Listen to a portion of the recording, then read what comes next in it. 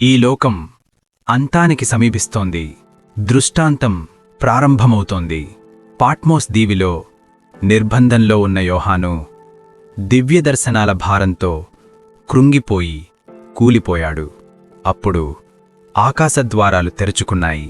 ఇంతవరకు ఎప్పుడూ చూడని వెలుగు అతని ముందు ప్రకాశించింది. ఆ మహిమను చూసి భయంతో వణికిపోయాడు. అప్పుడు యోహాను ఇలా చెబుతున్నాడు: ప్రభువుని దినమున నేను ఆత్మలో ఉన్నాను. నా వెనుక నుండి పెద్ద తూర్యనాదంలాంటి స్వరం వినిపించింది. ఆ స్వరం ఇలా చెప్పింది: నీవు చూడబోయే వాటిని ఒక గ్రంథంలో వ్రాయుము. అవి ఈ 7 సంఘాలకు పంపుము: ఎఫెసు, స్మిర్నా, పెర్గముము, థుయతీరా, సార్దీసు, ఫిలదెల్ఫియా, లయోదికయ. యోహాను ఆయనను చూసినప్పుడు భయంతో ఆయన పాదాల దగ్గర చనిపోయినవాడిలా పడిపోయాడు. కాని ఆ స్వరం ఇలా చెప్పింది: భయపడకుము, నేనే మొదటివాడిని, చివరివాడిని, నేనే జీవించువాడిని. నేను మరణించాను, కాని ఇప్పుడు యుగయుగాల పాటు జీవిస్తున్నాను. మరణమునకు పాతాళమునకు తాళాలు నా చేతిలో ఉన్నాయి. 7 సంఘాలకు సందేశం: ఎఫెసు, నీ మొదటి ప్రేమను నీవు కోల్పోయావు, తిరిగి రావు. నేను నీ జ్యోతిని మళ్లీ వెలిగిస్తాను. స్మిర్నా, నీవు హింసను ఎదుర్కొంటున్నావు, కాని నీ విశ్వాసం నీకు జీవకిరీటాన్నిస్తుంది. పెర్గముము, నీవు సాతాను సింహాసనం ఉన్న చోట నివసిస్తున్నావు. పశ్చాత్తాపపడు, లేకపోతే నా ఖడ్గం ఎదురవుతుంది. థుయతీరా, నీ సేవ గొప్పది, కాని రాజీపడిన పాపం నీ విశ్వాసాన్ని కలుషితం చేస్తోంది. సార్దీసు, నీవు జీవిస్తున్నట్టు కనిపిస్తున్నావు, కాని ఆత్మీయంగా మృతుడివి. మేల్కును. ఫిలదెల్ఫియా, నీ ముందుకు నేను ఒక తలుపు తెరిచాను, దానిని ఎవ్వరూ మూయలేరు.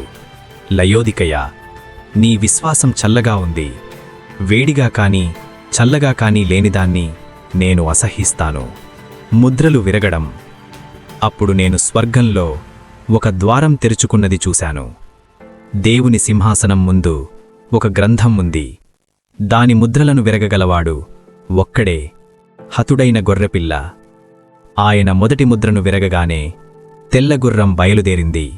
దాని స్వారీ విజయానికి బయలుదేరాడు. రెండవ ముద్ర ఎర్రగుర్రం భూమి మీద నుండి శాంతిని తీసుకుపోయింది.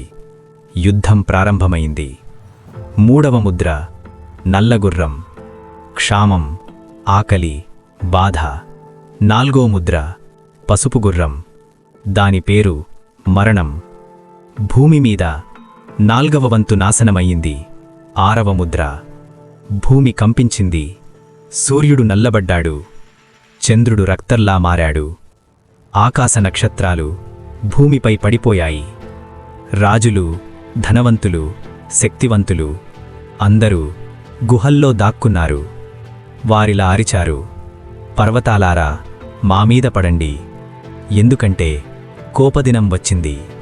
చివరి యుద్ధం. తరువాత నేను చూశాను ఒక తెల్లగుర్రం.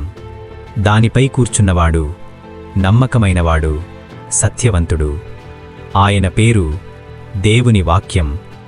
ఆయన వస్త్రంపై ఈ పేరు వ్రాయబడి ఉంది: రాజాధిరాజు, ప్రభువుల ప్రభువు. మృగం, అబద్ధ ప్రవక్త పట్టుబడ్డారు. వారు అగ్నిసరస్సులో పడవేయబడ్డారు. క్రొత్త ఆకాశం, క్రొత్త భూమి. తర్వాత నేను క్రొత్త ఆకాశాన్ని, క్రొత్త భూమిని చూశాను. పరిశుద్ధ పట్టణం, క్రొత్త యెరూషలేము ఆకాశం నుండి దిగివస్తోంది. దేవుని స్వరం ఇలా చెప్పింది: చూడుడి, దేవుని నివాసం మనుష్యులతో ఉంది. ఆయన వారి దేవుడై ఉంటాడు, వారు ఆయన ప్రజలై ఉంటారు. అక్కడ ఇక మరణం లేదు, బాధ లేదు, కన్నీళ్లు లేవు, అన్నీ క్రొత్తవయ్యాయి. చివలి వాగ్దానం. ప్రభువు ఇలా అంటున్నాడు: నేను త్వరలో వస్తున్నాను. నేనే ఆల్ఫా, నేనే ఒమేగా, మొదటివాడిని, చివరివాడిని. ఆత్మ మరియు వధువు ఇలా అంటున్నారు: రండి. దాహపడినవారు జీవజలాన్ని ఉచితంగా త్రాగండి. ఆమేన్. ప్రభువైన యేసు, రండి.